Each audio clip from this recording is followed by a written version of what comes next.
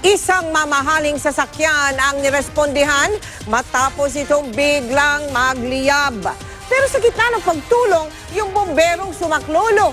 Napagbintangan pang kinuha daw yung bag ng may-ari ng kotse.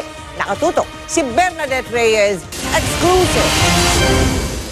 Sa lakas ng apoy, wala halos makalapit sa nasusunog na Mercedes-Benz na ito sa Batasan Road, Quezon City, pasado alas 10 na umaga kanina. Maapoy po. Parang mataas yung pagkapoy niya. Unang sumaklolo ang concerned citizens na may dalang fire extinguisher. Pero maya-maya may narinig na malakas na pagsabog.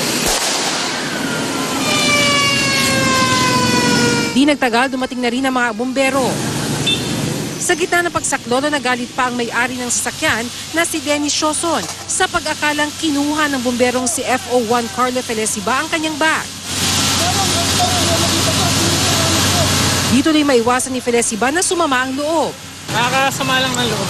Kasi Bigla siyang nag-react na hindi naayon sa dapat niyang ikilos. paliwanag pa ng hepe ng Fire Station 2, kinailangan lang daw nilang buksan ang mga lagusan tulad ng mga pinto, bintana at mga compartment para sumingaw ang init sa loob ng sasakyan. May ventilation muna. Binubuksan namin yung mga pintuan. Kaso lang napagbintangan kami. Sa huli ay nilapitan ni Sioson ng bumbero para humingi ng paumanhin. Tinanggap naman din ito ni Felesiba. Ayon sa mga bumbero, maaaring problema sa electrical wiring ang naging sanhi ng pagliyab ng sasakyan. Bernadette Reyes, nakatutok, 24 oras.